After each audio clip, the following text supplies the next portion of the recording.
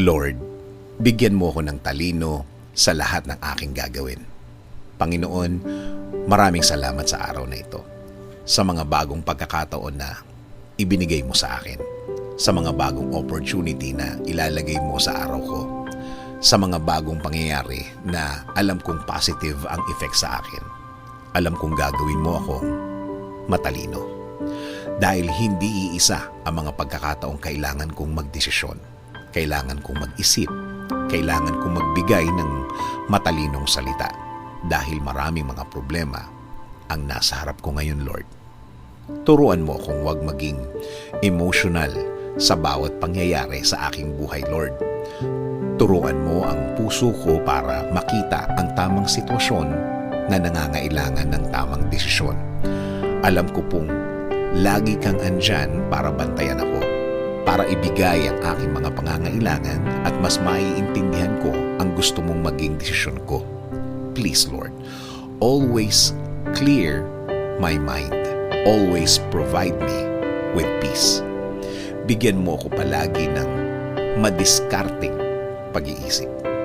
Bigyan mo ako palagi ng malinaw na isip para makita ko ang lahat ng options ko, lalong-lalo na sa oras na kailangan ko ng magdesisyon. Pananatilihin kong clear ang aking connection sa iyo, Lord, para wag akong maligaw, para wag akong malagay sa alanganin, para wag akong malagay sa mas matindi pang problema. Ibigay mo din ang mga tamang tao na tutulong sa ibinigay mong desisyon para sa akin. Mga taong malinis ang pakay at may relasyon sa iyo, Lord, para sa mas tamang gagawin sa anumang problema. Sa iyo lang ako kakapit at maniniwala, Panginoon.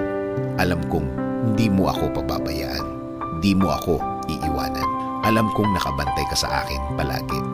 Alam kong kapakanan ko palagi ang iniisip mo at sa ikakaganda ng aking buhay at ng aking pamilya ang gusto mong mangyari. Kaya patuloy mong ilid ang aking buhay, Panginoon. Patuloy mong bigyan ng magandang way sa araw-araw. Patuloy ko pong tatanggapin ang lahat ng plano nyo sa aking buhay. Kasama na din po ng aking dasal na ito na alagaan nyo din po ang aking bayan. I-lead nyo po ito sa tama. Bigyan nyo rin po ng talino ang mga namumuno ng aming bansa para sa isang tama at tahimik na araw-araw, Lord. Salamat. Salamat sa lahat ng inyong ibinigay at mga ibibigay sa amin, Panginoon. Kakapit at patuloy kaming maniniwala sa iyo, Lord. In Jesus' name we pray. Amen. Sabi nga sa James 1:5, if any of